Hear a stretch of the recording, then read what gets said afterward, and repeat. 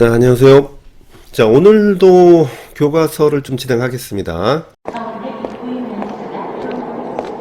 자, 교과서가 또 그냥 뭐 이렇게 원문으로 보면 뭐 이렇게 좀 쓸데없는 것도 보고 해가지고 제가 좀 편집을 했어요. 편집하고 좀 중요한 것만 좀 위주로 봐야 되기 때문에 이렇게 하니까, 그리고 또 교과서 자체가 용량이 커요, 되게. 그래서 이 컴퓨터가 좀 버벅대고 이래가지고 이게 더 보기 편한 것 같아서 좀 전문적으로 했습니다. 우선 페이지를 제가 알려드릴 테니까 페이지 이렇게 보시면은 그 도판 찾아서 보시면 됩니다. 우선은 28페이지 그 비상교과서 중학교 두 번째 교과서가 있죠. 거기 보면은 첫 번째 요도판이 나와요. 무슨 액자처럼 생기기도 하고 뭐 스키 타는 사람이 나오는데 이렇게 나오는데, 자, 액자 속에 텅 빈 화면이 주어진다면 무엇을 그려놓을지 떠올려보자 뭐 하면서 이렇게 액자 같은 형식이에요. 그래서 골친이라는 사람인데, 이제 이탈리아 눈 덮인 딸기라고 나오죠. 물감을 두껍게 발라 질감을 표현하는 임파스토 기법, 뭐 그런 것은 뭐 그렇게 딱히 어려운 내용은 아니죠. 자, 요 내용을 좀 볼게요. 눈 덮인 딸기는 이제 아크릴 물감과 이제 보조제를 사용을 해가지고 물감을 두텁게 발랐어요. 그래서 입체감 있게 표현을 했는데, 액자에 쏟아져 내린 눈 위로 스키를 타는 사람이 뭐 눈에 보이듯이 그러네요. 그래서 작가는 물감을 두껍게 칠해 질감을 표현하는 임파스토 기법인데, 우리가 이제 일반적으로 이렇게 봤을 때 임파스토라고 하면 우리가 흔히 알고 있는, 예를 들어서 우리가 이제 본 수업에서 이제 나오는 작품들의 특성들, 거기에 이제 그 작품에 너무 눈에 익다 보니까 이게 뭐 새로운 기법인가 뭐 이렇게 생각할 수도 있거든요. 이런 거는 사실은 요 작품이 임파스토라는 걸 한번 눈에 익히기만 해도 여러분들이 시험 보러 갈 때 굉장히 도움이 됩니다. 그래서 그렇게 한번 보고 가고요. 그래서 표면의 질감을 표현할 수 있는 보조제로 나이프, 헤라 등의 이제 미술용품뿐만 아니라 미장에 사용되는 각종 도구를 사용했대요. 뭐 그 정도네요. 예. 그리고 콩테, 이제 쇠라 작품이 나와 있는데, 이제 들판을 걷고 있는 두 남자. 그래가지고 뭐 콩테를 이용해서 풍부한 명암을 표현했다 정도인데, 이제 뭐 이걸 왜 보느냐. 쇠라는 질감이 있는 종이에 이제 부드러운 콩테였다. 자, 우선 질감이 있는 종이에 많이 사용을 하죠. 그래서 콩테로 명암을 표현했는데, 콩테는 이제 흑연, 목탄 등의 광물을 미세한 가루로 만들어서 점토와 섞었다. 그러니까 이거는 예전에 시험 문제 한번 나왔어요. 그래서 반죽해 구운 것이다. 자, 구운 것 체크하시고, 목탄보다는 단단하고, 당연하죠. 그래서 접착력이 있다라는 게 특징이다. 그래서 색이 가짓수가 많지 않다라는 거는 이제 단점이 될 수가 있죠. 요거는 이제 단점이 될 수가 있고, 연필보다는 농담을 표현하기가 용이해서 소묘자료로 사용된다. 이런 콩테의 특징을 활용해서 표현한 작품인데, 이제 이렇게 표현을 했죠. 예. 이제 훨씬 부드럽게 나가네요. 이게 교과서 원본을 그걸 이제는 사용을 하면 막 버벅대고 뭐 막 그래가지고 좀 힘들었어요. 자, 요거는 자코메티가 또 이런 작품도 했네요. 우선 볼펜으로 했어요. 볼펜, 남자 머리. 자, 자코메티 보시면 볼펜을 사용해서 자유롭고 유동적인 형태의 선으로 사람의 얼굴을 표현했는데, 뭐 정말 유동적인 그쵸, 훌륭한 작품이니까 나왔겠죠. 볼펜은 한번 선을 그으면 수정이 어렵다. 요거는 이제 뭐 단점? 그래서 강약 조절로 선의 굵기를 표현하는데 한계가 있지만, 자, 강약 조절로 굵기를 표현하는데 한계가 있다라는 것도 역시 선에 대한 어떤, 뭐 예를 들어서 우리나라 따지면 뭐 철선묘 정도 되겠죠. 강약 조절로 굵기가 표현해. 그럼 굵기가 표현되는 건 정두섬묘 정도 되겠는데, 다양한 굵기의 색상을 가진 여러 가지 종류 편, 이건 장점이 되겠죠. 이제 장점이 되겠단 말이에요. 이런 거 창의적 표현이 가능해요. 그래서 선을 여러 번 겹쳐가지고 다른 재료와 또 다른 표현이 가능하다. 그래서 선을 여러 번 겹쳐서 사용하는 것을 추천하네요. 그래서 남자의 머리는 볼펜의 선을 특징을 살려서 여러 번 겹쳐 표현했대요. 그래서 마치 살아있는 듯한 역동적인 인물인데 아무래도 겹쳐 표현하는 거. 그래서 이렇게 정리를 하시면 될 것 같습니다. 그리고 서세옥, 근현대에서 저도 이제 많이 얘기를 했었는데, 점과 선입니다. 우선 서세옥 그 작가는 처음에는 이런 선보다는 이제 점으로 시작해가지고 선으로 이어지는 이제 조형 요소를 기반으로 해가지고 그것을 가지고 우리가 동양의 그 서예적 필치, 이런 것을 응용을 해가지고 어떤 형상을 만들기 시작합니다. 그래가지고 점에서 선으로. 그래서 대상을 함축적, 아무래도 지금 단순화 시켰으니까 함축적인 게 되겠고, 그 다음에 사람들의 연작 중에 하나, 사람을 그린 겁니다. 그래서 정지한 대상보다는 움직이는 존재의 가치를 두게 중요하게 생각한다는 의미가 담겨 있고, 이 작품의 사람들은 눈, 코, 입이 묘사되어 있지 않아 표정은 볼 수 없지만 간략하게 표현된 자세, 그래서 간략하게 표현된 자세를 통해 행복, 슬픔, 감정을 느낄 수 있다. 그런가요? 여기서 이걸 보고 요 사람 감정 느낄 수 있나요? 어쨌든 여기 작가의 의도니까 뭐 그래도 중요하게 봐야 되겠죠. 자, 이렇게 중요한 것만 보면은 우리가 금방 볼 것 같습니다.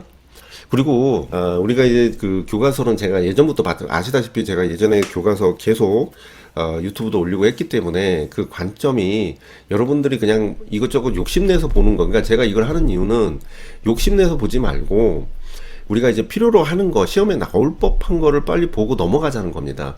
그러니까 시험에도 나오지 않을 건데 계속 이거 뭐 신기하다 해가지고 보고, 뭐 수업 때 들었으니까 한번 보고 이게 아니라, 예를 들어서 고갱 작품이 나오면 고갱 작품을 그냥 보는 게 아니라 고갱 작품의 설명이나 이런 내용들이 거기에 타당하게 시험 문제 나올 법한 것을 캡처해서 봐야 되겠죠. 그래서 이런 것을 좀 우리가 생각을 하고 봐야 됩니다. 그래서 아주 중요한 내용이에요. 자, 한센이 나와 있죠. 이상한 궤적이 있는데 아무래도 인체를 가지고 드로잉을 하는 걸로 보이죠. 그래서 한세는 춤을 추듯 몸을 움직여서 우선 얘는 장르를 이제 퍼포먼스로 봐야 돼요. 퍼포먼스고 이제 우주의 비트와 자신의 심장 박동을 표현. 그래서 우주의 비트, 진동, 그 다음에 리듬, 그 다음에 자신의 심장 박동, 이렇게 해가지고 표현하고자 했대요. 자신의 몸과 목탄만을 이용해가지고, 완벽하게 좌우 대칭을 이루는 드로잉을 보여준다. 좌우 대칭적인 요소가 많네요. 그죠? 자, 그리고 30페이지로 갑니다.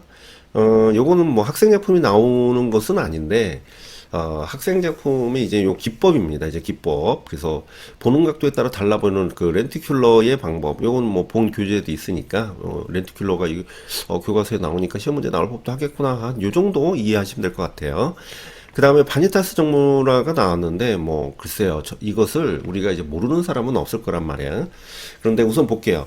제가 이걸 왜 제시했느냐. 자, 허무, 허영 등을 뜻하는 라틴어인데, 이제 바니타스 정무라는 현세를 일시적으로 부질없는 것으로 보고 삶의 허무를 표현하는데, 17세기 네덜란드를 크게 해서 유행한대요. 그래서 정무라 주제가 되는데, 이게 왜 유명해졌어요?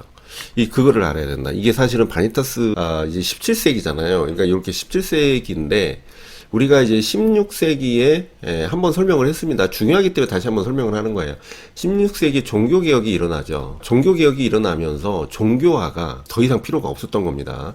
그런데 17세기로 가면 이제 또 반종교개혁이 일어나요. 카라바초 설명할 때 얘기를 하긴 했어요. 글씨가 이게 잘 안 써집니다. 이해해 주시고. 그래서 반종교개혁이 일어나는데 얘네들은 거기에서 자유로웠단 말이죠. 그러니까 반종교개혁에 이제 뭐 예를 들어서 이탈리아 같은 경우는 카라바초 같은 경우는 종교화를 다시 그리기 시작을 했단 말이야. 그런데 얘네들은 네덜란드는 그렇지가 못하고 종교개혁에서는 이제 그 장르화가 굉장히 많아진다. 표적인 게 이제 바니타스 정무랍니다. 그래서 네덜란드는 이 종교에서 자유로웠다는 거예요. 그래서 정무라가 주제가 되고 여러 가지 주제가 되고 그 다음에 이 부분에 이제 바니타스 정무라는 기본적으로 이제 청교도 사상을 기반으로 합니다. 청교도 사상을 기반으로 해요. 근건절약을 하자 이렇게 보는 거. 인생에 대한 허무함을 이제 얘기를 하는 건데. 경우는 우리가 이제 허무 인생에 대한 어떤 죽음을 우리가 이제 상기시키는 메멘토 모리를 항상 주제로 삼고 있죠. 그래서 삶의 유연한 부질없다는 것을 표현하기 위해서 여러 가지 상징을 이제 사용을 하죠. 그래서 쾌락이나 부권력을 상징하는 물건과 죽음을 상징하는 물건을 함께 배치해가지고 현재를 이제 반성하라는 뭐 이제 메멘토 모리죠. 그래서 배경이나 사물은 회색과 갈색 같은 차분한 톤으로 묘사를 했다. 그래서 바니타스 예전에 설명했는데 프롱켄 회화하고 바니타스 두 가지가 했다고 말씀드렸었어요. 그 다음에 32페이지 거기서는 뭘 볼 거냐면 이제 칸딘스키, 몬드리안 여기 이렇게 나와 있죠. 자, 칸딘스키 서정투 추상의 대표적인 예인데 유기적인 곡선과 화려한 색채를 이용해서 음악적 리듬을 묘사했다는 게 좀 의미가 큽니다. 우리는 그것을 대위법이라고 하죠. 대위법이라고 합니다. 자, 음악을 적용했다. 그래서 이제 대위 글씨가 잘 써볼게요. 대위법 똑같습니다. 이게 안 써져. 이거 비싼 건데 갖다 버릴 수도 없고. 자, 몬드리안은 되게 우리를 배신한 그 개념의 작품이에요. 그래서 브로드웨이의 부기우기, 기하학적 추상의 대표적인 예로 뉴욕의 야경의 불빛과 재즈 음악의 선율을 기하학적 성감면으로 배웠는데 이게 너무 현란한 표현을 했잖아요. 그러니까 이 작품에서는 원래 몬드리안이 몬드리안이 원래 이제 수직 수평을 제시했죠. 수직 수평은 똑같습니다. 수평 똑같고 그 다음에 삼원색. 자, 삼원색을 하고 삼무채색을 씁니다. 자, 삼무채색. 자, 삼무채색 글씨가 그런데 이것은 결국은 얘네들은 세계 환원주의라고 합니다. 세계 환원주의. 가장 기본색이죠. 무슨 뜻이냐면 이 삼원색을 가지고 여러 색을 만들잖아요. 그러니까 가장 근원은 삼원색이다라고 보는 거야. 그리고 수직 수평, 형태에 대한 환원, 형에 대한 환원이다. 형에 대한 환원과 색에 대한 환원이 같이 이루어졌는데, 근데 여기서는 뭡니까? 갑자기, 그러니까 여기 이렇게 하다 보면은 얘네들이 정적으로 갈 수밖에 없다. 왜냐하면 몬드리안이 이때 이제 몬드리안에 들어간 게 17년이잖아요. 근데 이 17년에 이제 데스틸이 같이 등장을 해요, 나중에. 데스틸이 등장하는데, 데스틸이 이제 반데스프루크라는 사람이 있죠. 이제 반데스프루크가 이제 몬드리안을 꼬셔가지고, 야, 우리 한번 같이 일반 디자인 한번 적용해보지 않을련? 내가 이제 물어본 거죠. 그때 알았다고 하면서 적용을 합니다. 그런데 문제는 리트벨트가 이제 그걸 잘 활용을 하는 유명하죠. 적청 의자로 유명해요. 그런데 이제 몬드리안은 계속 그렇게 해서 하려고 했는데 반데스프루크가 여기다 갑자기 사선을 쓰자고 합니다. 그러다 보니까 그것을 가지고 대립각을 세우게 되죠. 그걸 우리는 요소주의의 개념이라고 보는데, 그러면서 이제 몬드리안의 개념처럼 이게 삼원색, 삼무채색 쓰면서 대각선으로 그림을 그려요. 근데 몬드리안은 그거 보고서 안 돼, 나는 수직 수평을 쓸 거다 하면서 이렇게 수직 수평 계속 유지가 됩니다.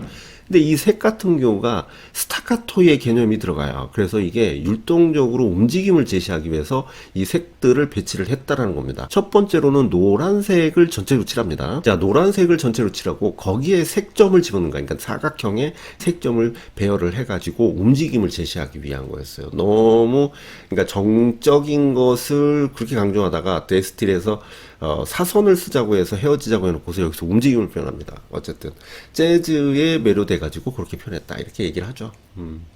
자, 칸딘스키가 나오네요. 칸딘스키는 감정과 직관에 기반해가지고 새로운 형태와 색을 표현한 추상화의 색채의 정신적인 특성.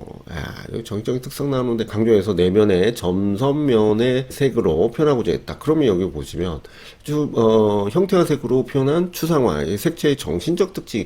그러면 정신적 특징은 뭘까요? 정신적 특징. 자, 여기서 이렇게 정신적 특징이 나왔는데, 그럼 정신적인 것은 무엇이냐? 그러면은 우리가 그걸 통해서 감동을 일으키려고 하는 거고, 뭔가 의도된 감정을 일으키려는 것은 다 알 겁니다.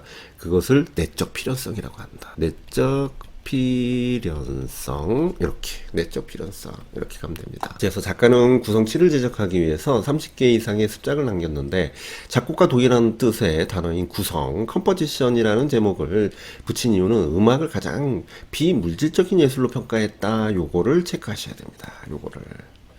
자, 가장 비물질적인. 자, 이게 왜 그러냐면, 우리가 칸딘스키가 있잖아요. 이 비물질적인 요소를 많이 강조하는 이유는, 우리가 몬드리안은 대상에서 시작하나요? 시작하지 않나요? 몬드리안 글씨가 엉망이지만 대상에서 시작을 하죠. 대상에서 시작을 해서 환원합니다. 근데 칸딘스키는 비대상이에요. 비대상에서 시작해가지고 조형 요소 원리를 사용을 하는 겁니다. 그러다 보니까 그 비대상을 통해 가지고 이 비물질적인 요소를 강조하는 거야, 처음부터.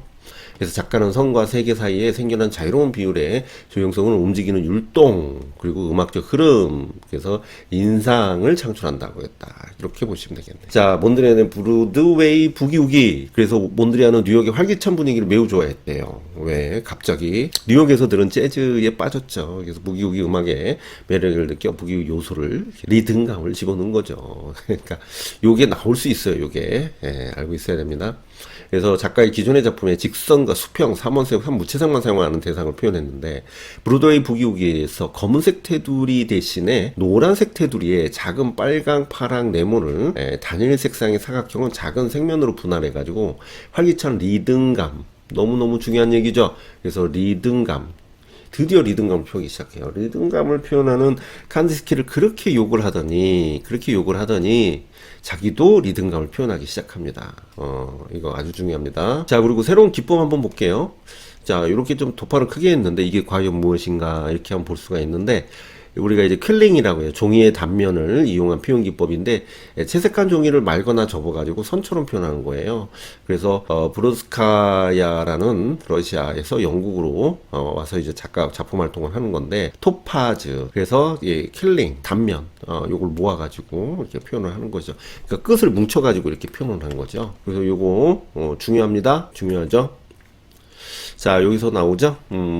인물을 스케치하고 각 색면에 필요한 부분을 나눈 후에 어떤 색으로 표현할지 정하고요. 각 면의 색지를 얇게 자른 뒤에 접은 종이띠를 명암에 맞게 정한 색으로 표현합니다. 이러한 기법을 퀼링 아트, 요거 종이띠를 말거나 접어서 표현한다. 요거까지 알고 있어야 됩니다.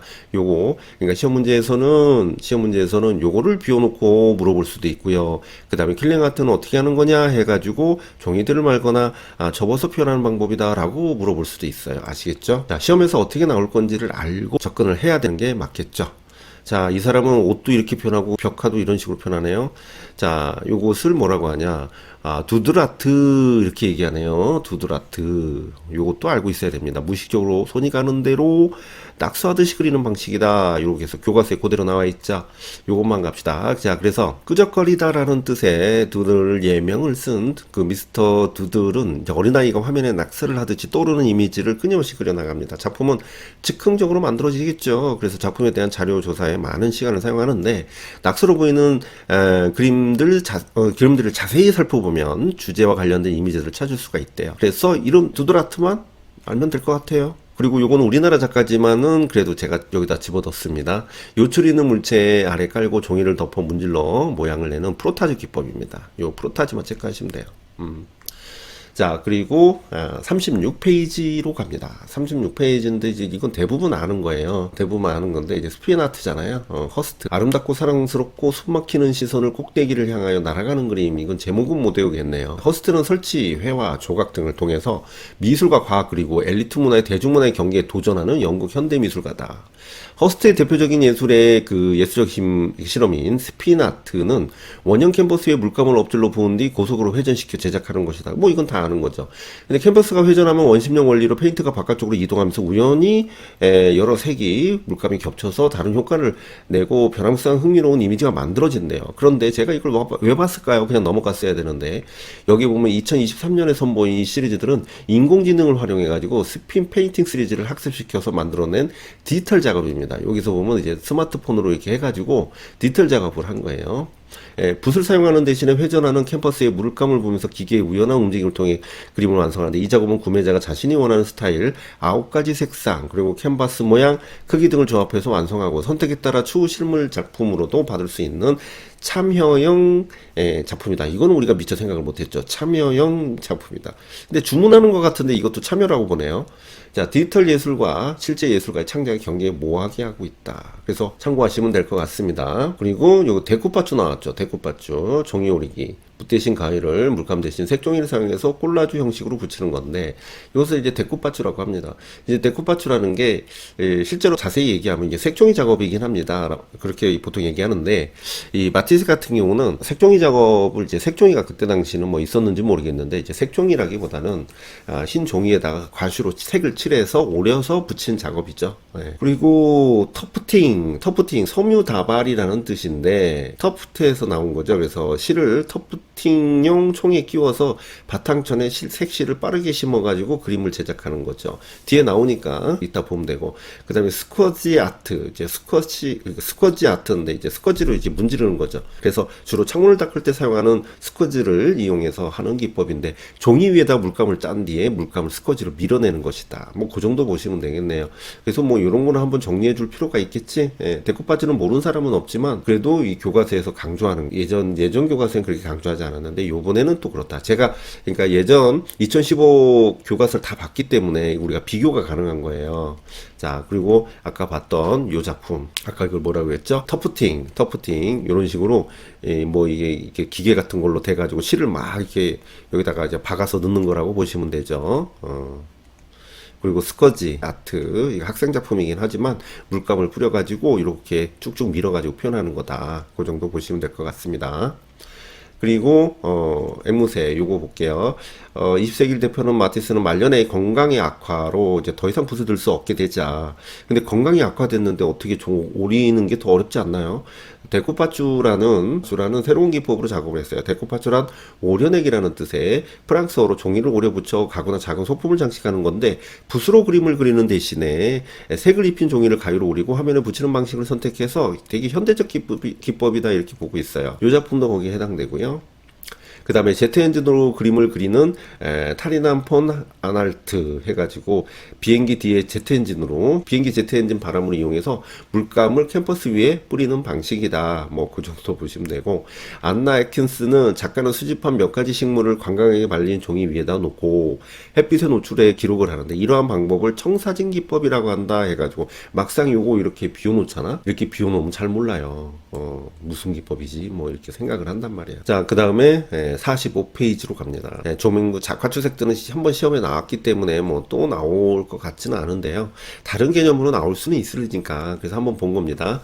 자, 작성가 화부주산의 가을 풍경을 그린 그림으로 조명부가 고향의 노학자 주밀에게 선물한 그림이다. 여기서 뭐 가져갈 게 없죠. 그래서 주밀의 집안은 대대로 제남 땅에 살다가 강남 오흥으로 내려왔는데, 그를 위해서 조명부는 그곳 관리로 근무했을 때 기억을 되살려 그 그림을 그려줬대요. 그래서 왼쪽 언덕 같은 산이, 이게 왼쪽 언덕 같은 산, 왼쪽에 언덕 같은 산, 왼쪽 언덕 같은 산이 작산이고요. 오른쪽 삼각형의 산이 화부주산이다. 이게 화부주산이네. 그래서 조명부는 남송 산소화의 주된 기법인 부벽준을 사용하지 않았어요. 사용하지 않았다. 작산을 이제 삶에 삶의 오리 풀어놓은 것 같은 피마준. 여기서는 피마준을 썼다. 그리고 그 다음에 화부주산은 연잎줄기 모양이 하엽준을 썼다. 하엽주. 그래서 여기에 당의 촉록산수와 사실적인 묘사를 중시한 남송미학을 전복시키기 위해서, 그러면 촉록산수와 남송미학, 그러니까 요거는, 자, 여기서 보면 파란색으로 해야겠다. 자, 여기 당의 촉록산수 남송미학이죠. 그럼 얘네들은 북종화를 얘기하는 거죠. 자, 북종화를 이제는 거부하기 위해서 붓의 골기, 서체적인 특성을 적용을 했다. 서체의 기반으로 했다. 그래서 정신을 중시하는 서의 기법을 그림에 도입을 했다. 뭐 써 있네요. 예, 그렇게 보시면 돼요. 그래서 당의 청록과 남송미학을 접목시키기 위해서 서의 기법을 적용을 했다는데, 사실은 동기창도 그렇거든요. 동기창도 되게 이걸 따라했는지 모르겠는데, 동기창도 우리가 그 중국의 근세를 보면은 이제 명대가 있죠. 이제 명대가 있는데, 명대에 처음에 뭐가 등장합니까? 명대에 별거 아닌데 잠깐 설명을 하고, 자, 명대에 처음에 뭐가 돼? 절파가 등장하죠. 절파가 등장하고 그 다음에 뭐가 등장하고, 오파가 등장합니다. 예, 절파는 이제 북종하죠. 얘는 남종합니다. 그래서 오파가 등장하고 그 다음에 여기에서 이어져 가지고 송강파가 등장합니다. 송강파가 등장하는데, 송강파가 중심이 누구냐면 동기창이에요.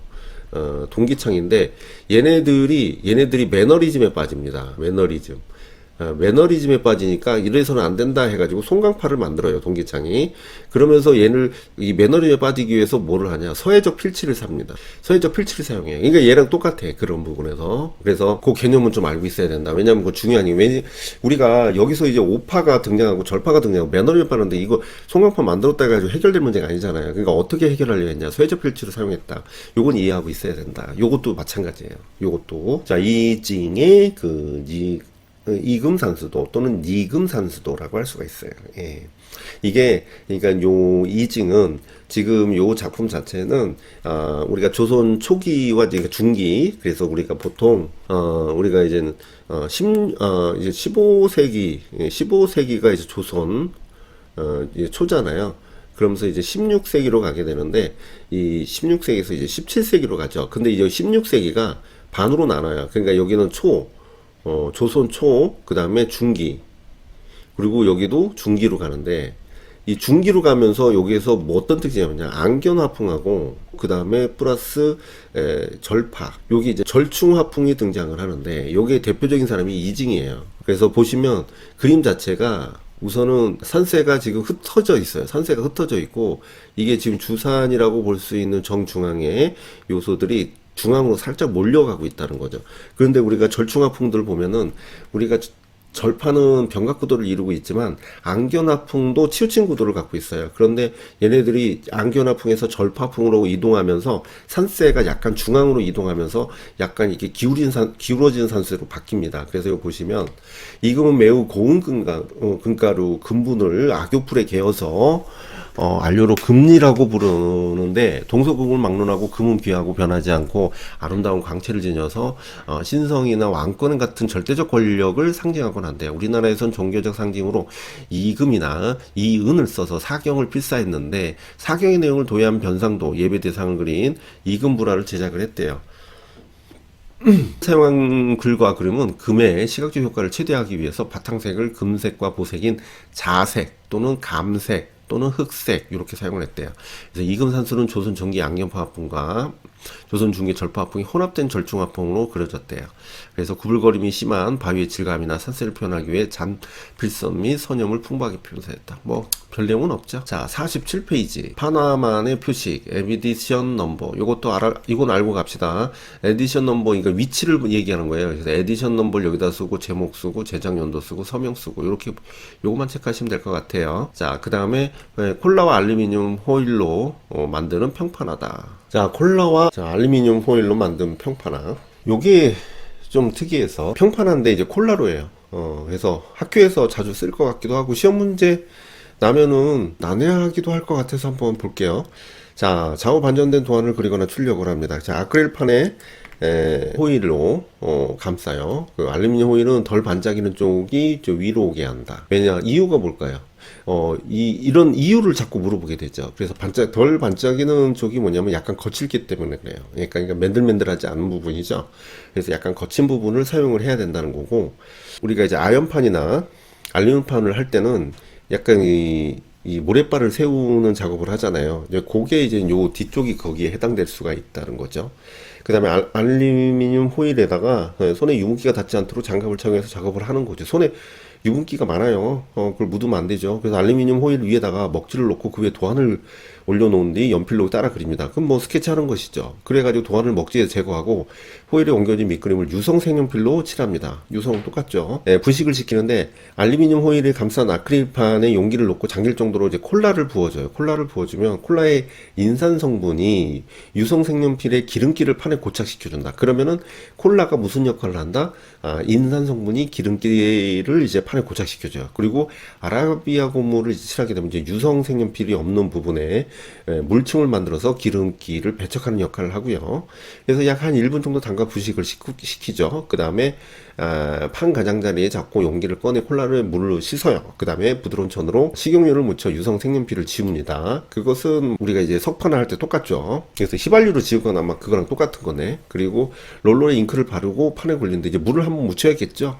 그래서 판에 굴리고 종이를 넣고 손바닥으로 문지르는 후 천천히 해야 된다. 뭐 이렇게 해서 재밌죠, 내용이. 자, 그 다음에 뭐가 나오느냐, 이제 보치오니. 자, 보치오니는 이제 공간 속의 연속성이 특이한 형태 해가지고 청동의 광채를 살려서 움직임에 오는 속도감과 역동성을 추상적으로 표현을 했다. 그 다음에 권진규가 나올 법도 한데, 그죠? 그 다음에 투족. 형상과 재료를 뚫어서 표현한 거. 해버스가 나오네요. 해버스도 나올 법하죠. 자, 보치오니 볼게요. 비바람 속에 옷자락이 펄럭이며 걸어가는 듯한 움직임. 비바람, 비까지 내렸나요? 그래서 움직임의 형태를 연속적으로 이어붙여 속도감과 역동성을 추상적으로 표현했는데, 청동을 사용해서 매끈한 요거 체크하셔야 돼요. 매끈하고 빛나는 표면이, 표면의 처리로 움직임의 활기를 더해준다. 그것도 의미가 있다는 겁니다. 인체와 분해, 이제 인체의 분해의 연결을 통해 가지고 속도를 느끼게 했대요. 이것은 우리가 입체파의 영향을 보는 거예요. 입체파. 인체를 분해하는 것은 체크를 해 놓으셔야겠죠. 그래서 여기 보면, 인체를 분해하는 것은 이제 입체파다. 입체파의 영향이다. 이렇게 보시면 되고. 근데 과감한 평등이 인체의 초현실적인 인간성을 보여주는데 그건 의미 없고. 자, 그래서 복잡하게 변하는 20세기 사회의 역동성을 반영해서 청동의 광채가 생동감을 더해준다. 같은 말을 왜 반복하냐. 어쨌든. 자, 그 다음에 51페이지 권진규. 자, 권진규. 작가는 근대 쪽을 대표하는 거장이죠. 권진규가 이제는 등장을 했을 때 말이죠. 권진규 작품. 자, 권진규가 제시했을 때는 대체적으로 뭐가 유행을 했냐면, 권진규가 제작했을 때는 이제 우리가 이제 보통 우리가 이제 60년대에서 이제 70년대를 얘기를 하는데, 특히 60년대를 기준으로 했을 때 우리가 철조가 유행을 합니다. 철조가 유행을 하는데 이때 유일하게 향토적 특성을 감안해가지고 권진규가 테라코타를 제작을 하죠. 테라코타를 제작하는데 그것은 구상을 기반으로 이제 인체를 하게 되죠. 그러니까 이 사람은 약간 시대적 흐름을 좀 따라가지 못했다고 보기도 하지만 우리가 이제 근대 조각에서 우리가 이제 어떤 인간에 대한 어떤 사유에 대해서 표현한 것은 이 사람이 좀 유일하다 이렇게 보고 있어요. 그래서 중요하게 보고 있습니다. 그래서 우리나라의 향토적인 방식을 썼다라는 것도 의미가 크고요. 그래서 주로 인물이나 말, 닭 등을 동물상을 흙으로 구워서 제작하는 것으로 유명한데 자신의 끊임없는 심리적 탐색 과정을 통해 불필요한 장식을 배제했다라는 거죠. 그래서 단순화시켰습니다. 그래서 한국인의 원형을 찾고자 노력했고 찰흙으로 형태를 빚어서 구워내는 방식인 테라코타 기법이 그래서 찰흙이 갖는 영원성에 주목했다. 이것은 뭐 의미 없고 여성의 어깨를 생략을 하고 가파르게 상승시킨 긴목, 수녀인 양스카프로 감싼 머리 그리고 깊은 눈매가 어우러져 강한 정신력을 반영하는 듯 모습 마치 산 사람을 마주하는 듯하다. 그래서 작가는 작품 속의 생생한 존재감과 인물의 내면의 정신세계를 표현하고 있다. 그래서 사유의 어떤 종교적 의미, 사유와 거기다 써놔야겠죠. 보시면 사유와 종교적 의미. 이게 수녀였네요. 나 그냥 머리를 민 줄 알았는데 이게 수녀였어요. 여기 이렇게 쫙 이렇게 생략을 했죠. 여기 무슨 뜻이냐면 이 얼굴에 초점을 맞췄다는 거예요. 그래서 그 어떤 사유하는 정신성과 종교적인 숭고함을 표현하기 위해서 여기는 이제 생략을 많이 하고 여기를 중심으로 이제 표현을 했다라는 것이죠. 그걸 이해하시면 됩니다. 그리고 헤버스가 나오네요. 자, 헤버스는 초기 모더니즘 시기의 남성주의적 화풍에 대항을 해서 추상적이고 비기하학적인, 자 여기서 보면 추상적인 비기하학적인 요소. 그러면 헤버스는 우리가 이제 잠깐 요거를 얘기를 한다면 헤버스가 이제 처음에 이제 뭐냐 20세기 와가지고 이제 프랑크 시가 있죠. 프랑크 시는 시험 문제 많이 나왔어요. 프랑크 시는 그러니까 이제 영국의 무어입니다. 무어에 영향을 주고 그 다음에 헤버스 이렇게 영향을 줘요. 근데 여기에서 이제 투조로 나타나는 거야. 투조. 그리고 여기서도 투조가 나옵니다. 투조. 영향이 이제 헤버스가 이제 무어한테 영향을 받아가지고 이렇게 영향을 준 거죠. 그러다 보니까 그런 부분에서 헤버스의 특징은 무어랑 연관성이 있습니다. 그래서 얘네들이 모두 포함되는 것이 이제 생기론입니다. 생기론을 기본으로 얘기를 해요. 그래서 이건 생명성을 상징하는 건데, 그 생명성은 결국 유기적 형태에서 나타난다. 유기적 형태. 그리고 이 투조라는 거, 이 투조라는 것은 이제 허공간인데, 허공간인데 이 주변 공간을 무슨 의미입니다. 주변 공간 작품화 시킨다는 의미가 있어요. 주변 공간을 이제 작품화 시킨다 이렇게 의미가 된다. 이렇게 보시면 됩니다. 자, 그래서 자연세계에 연상할 수 있는 작품을 주제로 제작하는데 작가는 현지에서 채집한 나무와 자연 풍경, 그래서 재료적인 면에서 아무래도 자연과의 관계성을 보여주고 있죠. 그 안에 경험을 주제로 작품을 제작하였는데 특히 이 작품은 커널 해변에 거닐며 바라본 해안선에서 영감을 받아서 제작한 것인데 역시 이것은 그 지역적 특성이 아니라 자연을 보고 영감을 얻었다. 이렇게 봐야 돼요. 자, 그 다음에 그래서 나무를 뚫고 페인트를 칠한다. 그래서 칠에 물에 의해 매끄러워진 바위를 표현했고 동굴 및 고대 언덕의 리듬과 흐름을 모방해서 곡선미와 평온함을 느낄 수 있게 표현한다. 그래서 색채적인 요소를 사용했다는 게 의미가 있고 그 다음에 헤버스 같은 경우는 작품 자체가 여기다가 이제 이 줄을 이용해서 선을 사용하게 되는데 그런 생명성을 상징하거든요. 그런 것까지 좀 알고 있으면 좋겠습니다. 자, 그 다음에 넘어가고 자, 그 다음에 리고르. 여기 보니까 막 건물 안으로 막 뭔가 이렇게 밀려 들어온 듯한 느낌? 전시장 입구에 흘러나온 잔디의 언덕은 주변의 창문 벽을 넘어 전시장 공간을 가득 메우고 있는데 전시 공간의 작품의 일부가 되도록 구성한 설치 미술인데 푸른 잔디를 실제 잔디로 시간이 지나면 점차 자라나도록 그런 곳을 우리는 뭐라고 하느냐? 요런 곳을 뭐라고 하느냐? 과정 미술이라고 하죠. 그 다음에 아르망. 자, 아르망이 있습니다. 자, 아르망인데, 아르망은 누볼레알리즘이잖아요. 그래서 작가는 동일한 종류의 물체를 조합, 결합, 집접시켜서 어셈블리지 작품을 하는데, 그냥 아sam블라주랑은 거의 같은 개념이라고 보시면 됩니다. 60년대 이후에 폐품을 이용한 작품을 만들어 전과 같은 중요한 인물로 부각되는데, 물체를 절단하고 집접해가지고 형태를 통해 단순한 조형미를 발견했는데, 일상적 사물을 우연의 만남, 여기 체크하시고요. 반복이고 자연스러운 미적 쾌감을 보는데, 이제 우연의 만남은 대비적인 특성이 존재할 수 있고 우연성이 존재할 수가 있어요. 그러다 보니까 이 사람 같은 경우는 여기서 아르망 하면은 이제 누볼레알리즘인데, 누볼레알리즘, 그러니까 누볼레알리즘. 신사실주의, 네, 신사실주의라고 할게요. 자, 신사실주의인데, 신사실주의는 비물질화와 그 다음에 물질화가 있습니다. 비물질화는 이브 클랭, 그 다음에 물질화는 지금 좀 아르망 같은 사람들, 이제 아르망 같은 사람들인데, 물질화적인 요소를, 물질을 이제 우연적 요소들, 그 다음에 그것을 직접 쌓아 올리는 아sam블라주 형식을 제시를 하고 있는데, 비물질화인데도 불구하고 여기에 속한다. 그래서 일상적인, 우리 주변의 모든 일상적인 걸 다 포함하기 때문에 신사실주의에 들어갈 수는 있어요. 그래서 이브 클랭과 이렇게 아르망, 이브 클랭 너무 중요하죠. 이게 시험 문제 아직 안 나왔는데 이 사람이 나올 법도 한데 안 나왔어요. 그죠? 이북글에 한번 설명 들었을 거야. 그죠? 예, 그렇게 보시면 됩니다. 자, 여기까지네요.